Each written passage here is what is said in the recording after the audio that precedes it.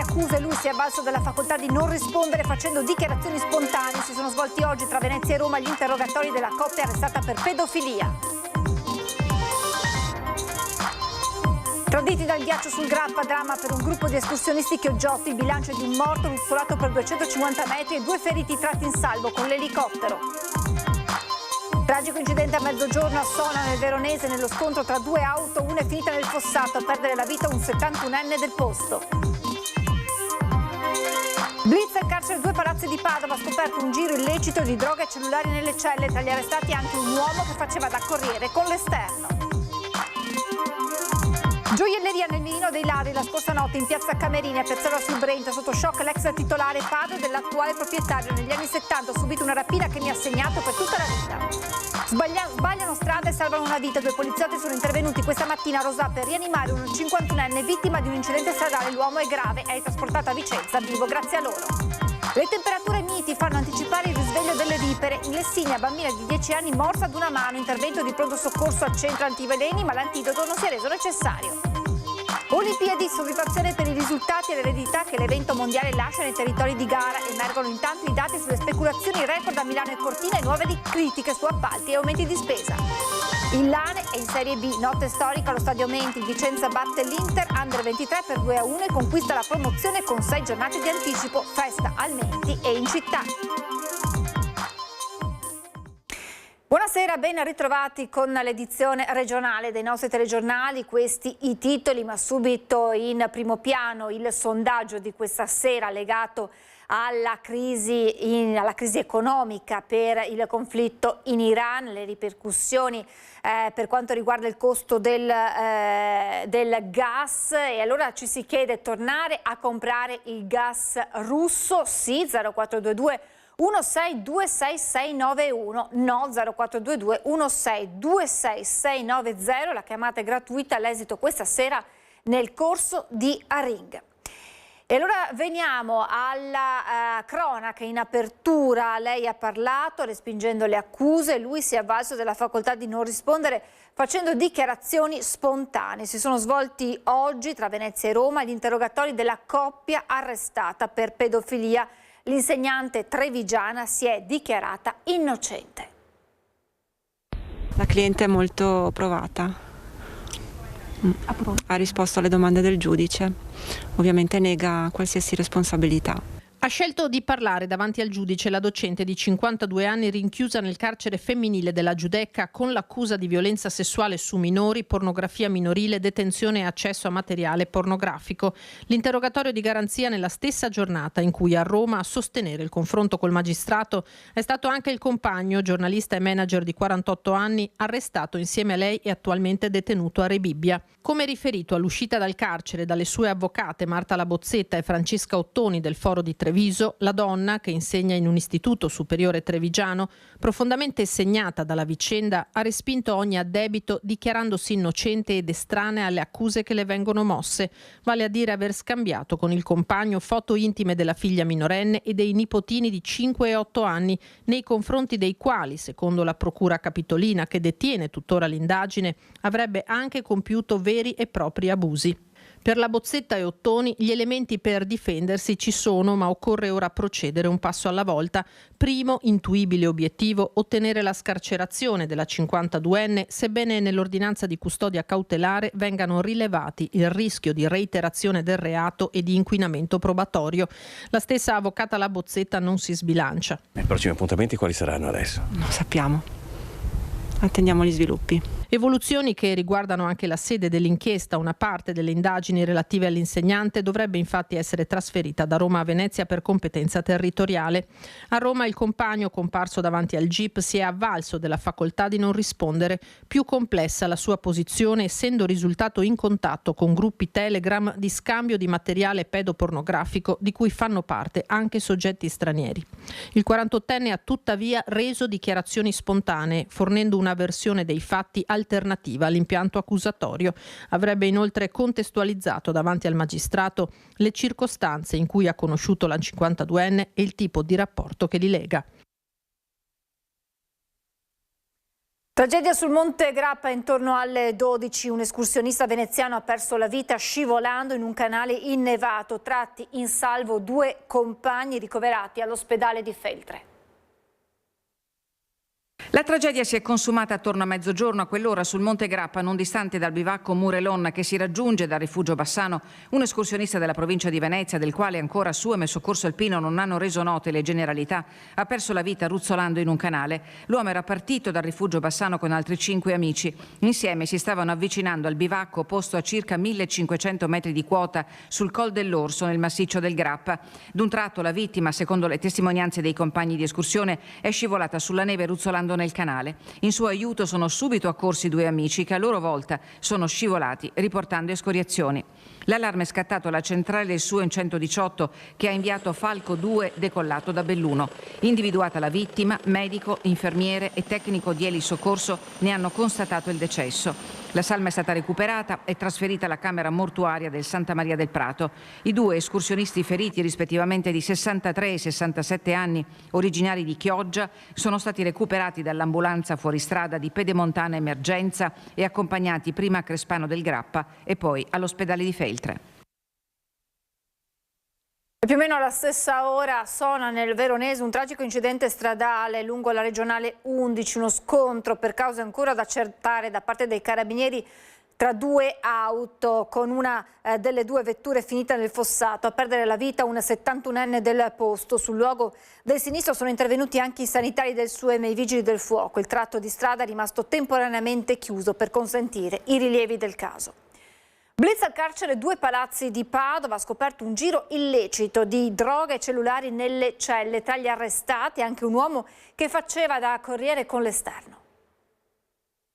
Cocaina e cellulari dietro le sbarre. È stata smantellata un'articolata rete di traffici illeciti all'interno del carcere 2 Palazzi di Padova, con un giro d'affari da decine di migliaia di euro. Le indagini, avviate nel 2024, hanno permesso di ricostruire un sistema organizzato per l'introduzione e lo spaccio di sostanze stupefacenti, insieme a cellulari e dispositivi per la connessione a internet utilizzati per mantenere contatti con l'esterno.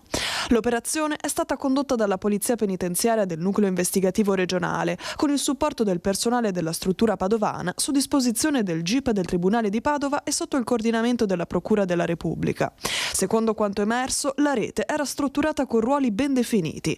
Tra i destinatari delle misure cautelari anche un lavoratore di una cooperativa operante all'interno del carcere, accusato di aver sfruttato il proprio accesso alla struttura per introdurre droga e telefoni dietro compenso, rifornendo un detenuto che si occupava poi della distribuzione nelle varie sezioni. Nel corso delle perquisizioni sono stati sequestrati ingenti quantitativi di cocaina, telefoni e schede SIM introdotte legalmente. Risultano inoltre indagati a piede libero diversi detenuti e familiari, accusati a vario titolo di traffico di stupefacenti, accesso illecito a dispositivi di comunicazione e ricettazione. Gioielleria nel mirino dei ladri la scorsa notte in piazza Camerini a Piazzola sul Brenta, sotto shock il titolare padre dell'attuale proprietario. Mi ne avrei più pensata, dopo avevo 92 anni ormai, a vedere una roba così. Il dolore, la rabbia, la paura e tornano alla mente gli anni 70, quando il signor Bruno insieme alla moglie fu rapinato da banditi armati di mitra. Oggi un nuovo furto nella sua gioielleria, che ora è del figlio Stefano, nel cuore di Piazzola sul Brenta. La notte scorsa la ferita per la sua famiglia si è riaperta, un furto messo a segno da più persone e scoperto alla riapertura.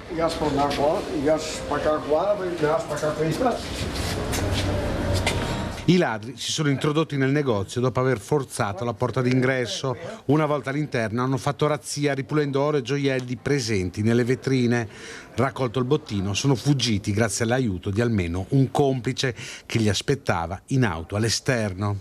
Sono arrivato qua stamattina e ho trovato le porte aperte spalancate come fio dentro con sua moglie e c'è stata notte e ha portato via tutto, basta. Era la prima volta che succedeva un colpo così? Qua? Sì. No, io ho avuto ancora nel 79 che io entro in 4 col mitra e mi ha buttato per terra e mi ha chiavato tutto, porta via tutto. E ancora se morivo pagare conseguenze perché ho una moglie che non sta tanto bene. In piazza Camerini sono arrivati i carabinieri della stazione della compagnia di Cittadella che stanno conducendo le indagini a partire dall'esame delle telecamere di videosorveglianza della zona. Una banda di professionisti, quella entrata in azione. Nel frattempo resta lo sconforto di chi in pochi minuti si è visto rubare il frutto del lavoro di una vita. E ha fatto saltare tutte le serrature e dopo sono dentro i gas metà prima la vetrina che ha neanche gli toccato che si c'è che da poco la roba là dentro le vetrinette era quanto adesso faremo l'inventario e tutto. Derubato del portafoglio mentre timbrava il biglietto del tram a Ponte Vigo d'Arzere nel Padovano, è la 9ª vittima in 3 giorni sulla linea tranviaria appunto del Padovano.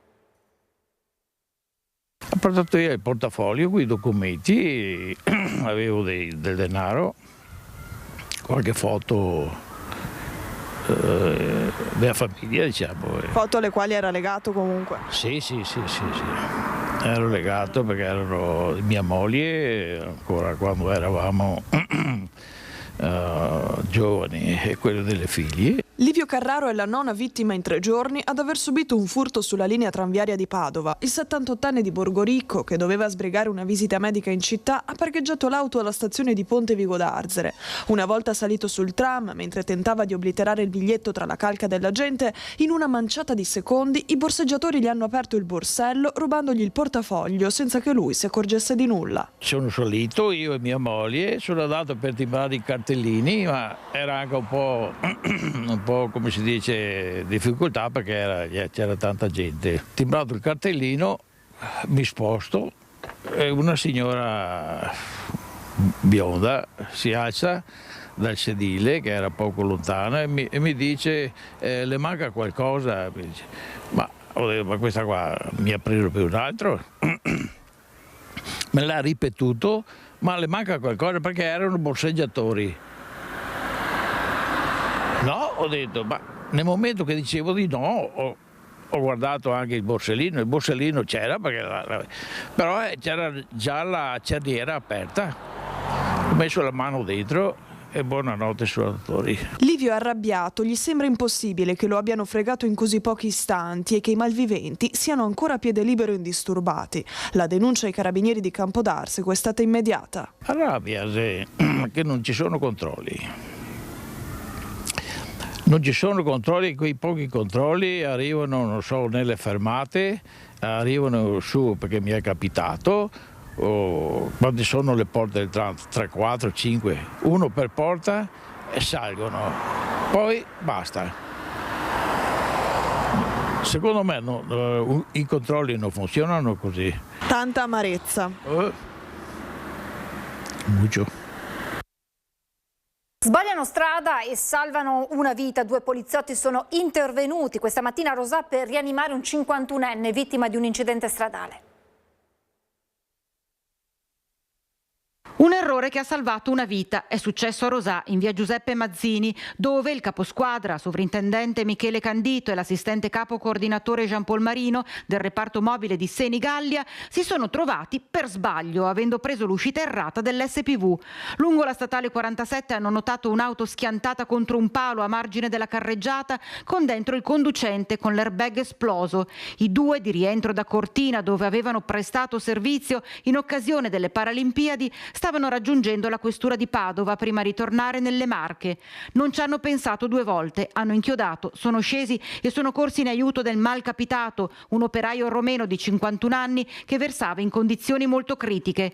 Gli hanno praticato per oltre 20 minuti, dandosi il cambio, le manovre di rianimazione cardiopolmonare, in attesa dei sanitari del 118 che nel frattempo erano stati allertati. Il loro un intervento determinante per tenere in vita l'uomo. Sul posto l'elisoccorso che ha portato il ferito a Vicenza, dove si trova ricoverato nel reparto di rianimazione in condizioni serie, ma salvo grazie ai 2 poliziotti eroi. Il loro gesto spontaneo non è passato per nulla inosservato. Parole di riconoscenza sono arrivate dal presidente della Regione Veneto Alberto Stefani. Questi uomini sono la testimonianza concreta che lo spirito di servizio non conosce orari né confini geografici, dando prova di un'umanità e una professionalità che vanno oltre il mero dovere, ha dichiarato il governatore. Arrivati a Padova, Candito e Marino sono stati ricevuti dal questore Marco Odorisio, che li ha ringraziati per il loro gesto. Hanno interpretato quello che è il nostro servizio quotidiano, nella più nobile e alta accezione del verbo servire, inteso come aiuto, disponibilità, sostegno verso il prossimo in difficoltà, ha dichiarato Odorisio, incarnando quei valori fondamentali e di riferimento propri della Polizia di Stato, ma anche patrimonio universale di ogni essere umano. Salvare una vita, ha concluso il questore di Padova, è un gesto di assoluta grandezza e nobiltà che fa bene a tutti noi. Le temperature miti di questi giorni hanno anticipato la stagione delle vipere. Qualche giorno fa in Lessigna una bimba di 10 anni è stata morsa ad una mano. La piccola è stata subito presa in carico dai medici del pronto soccorso pediatrico ed è stata richiesta una consulenza del centro antiveleni. La tempestività in questi casi infatti è fondamentale, ci sono 4-6 ore di tempo per intervenire nel caso di un morso di vipera. Al suo arrivo la piccola paziente presentava un quadro clinico rassicurante e la gestione del caso è avvenuta secondo i protocolli previsti per i casi di lieve morso di vipera. Non è stato necessario l'impiego dell'antidoto. La bambina è stata fortunatamente dimessa il giorno dopo. Nuova allerta meteo in Veneto, questa volta a causa del forte vento. La Protezione Civile regionale infatti ha dichiarato la fase operativa di attenzione per vento forte sulla costa centro-meridionale e la pianura limitrofa e in quota sulle prealpi con validità dalle 8 alle 18 di domani. Fino a mercoledì infatti persisteranno le condizioni cicloniche con precipitazioni e venti di bora sulla pianura, poi la pressione sarà in aumento ancora con bora sulla pianura fino a giovedì. Crisi energetica sull'ipotesi di riaprire i rubinetti del gas russo, tra l'altro anche al centro del nostro sondaggio che vedete in sovrimpressione. Il presidente del Veneto Stefani segue la linea del partito ma invoca l'intervento dell'Unione Europea. È un'idea concreta, però oltre a questo credo si debba affrontare anche il tema che ha esposto la Commissione Europea relativo ovviamente alla possibilità di garantire gli aiuti di Stato alle imprese. Mantiene la linea del segretario nazionale del Carroccio, ma senza sbilanciarsi troppo il presidente di regione sull'ipotesi di tornare ad aprire i rubinetti del gas russo per diminuire i rincari e attutire quanto possibile la crisi energetica in corso. Non si tratta di essere pro Putin, ma di non essere sciocchi, aveva detto Salvini in netta opposizione con l'altro vice premier, il forzista Tajani, convinto a mantenere le sanzioni alla Russia. Non si può dire però che tra i due litiganti il terzo goda, non si esprime. Infatti Meloni attenta a mantenere i rapporti con l'America di Trump e gli equilibri interni a pochi giorni dal referendum sulla giustizia.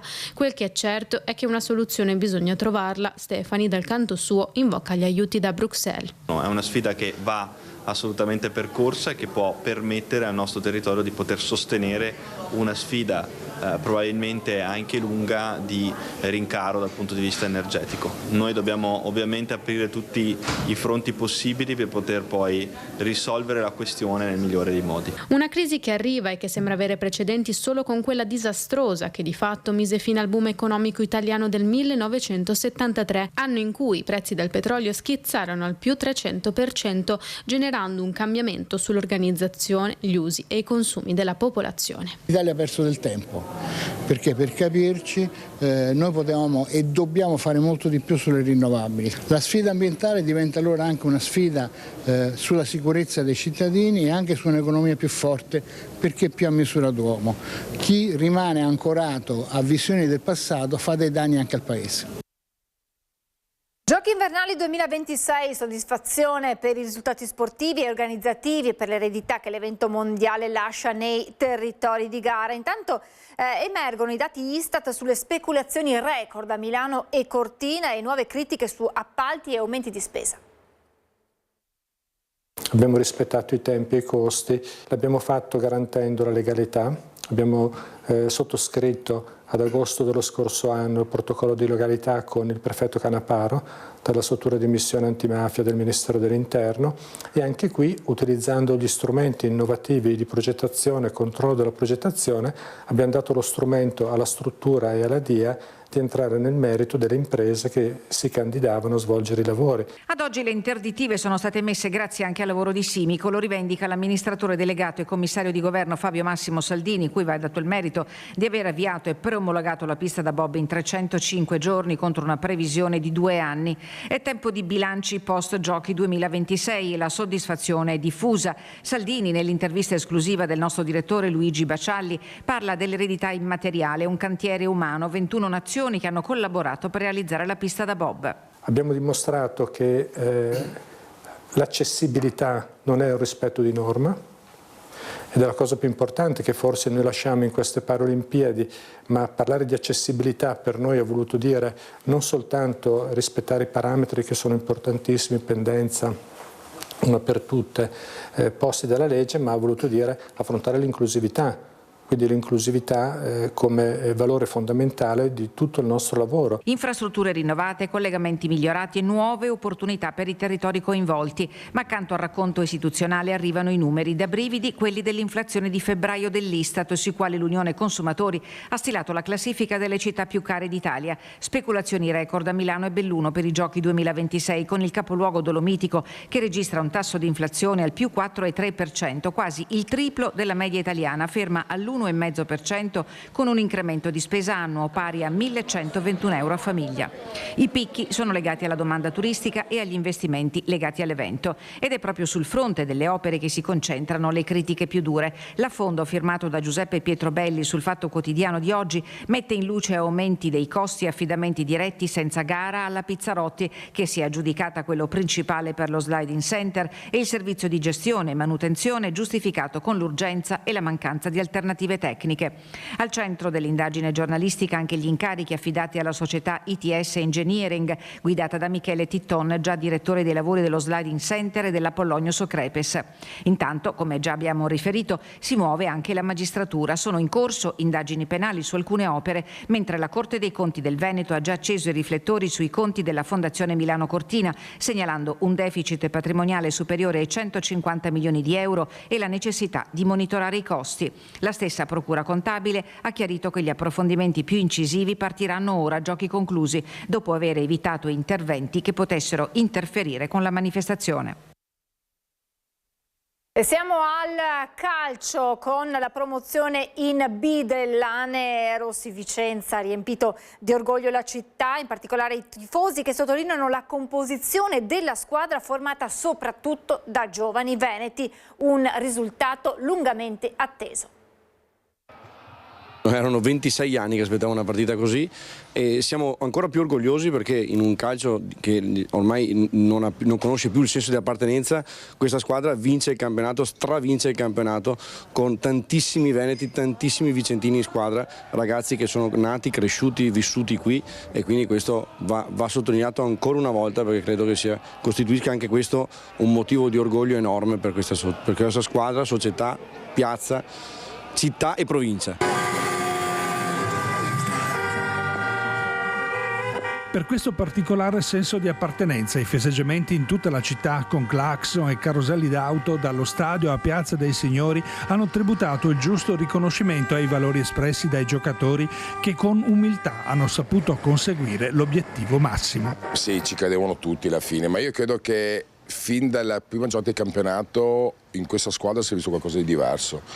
E già dalla partita di Coppa Italia a Padova hai visto che era una squadra diversa. È quasi una parola usata troppe volte, squadra operaia, ma è così, una squadra che ha dimostrato di compensare magari a dei livelli tecnici inferiori degli ultimi anni come qualità, con determinazione, quindi è fin dall'inizio che la gente ha creduto in questa squadra. Una giornata storica per la città in cui si sono intrecciati idealmente i legami col passato, il ricordo di Pablito in primis. Un Vicenza pieno di energia, il Vicenza che Paolo sognava di riveder giocare, per cui sono felice. Ieri sera ho avuto questo sussulto, proprio questa gioia che mi è esplosa dentro, e ho pensato a lui, ho pensato profondamente a Paolo, a quanto sarebbe voluto essere lì con la squadra, con i tifosi, con la società, con tutta Vicenza. Quindi sono felice, sono sicura che Paolo comunque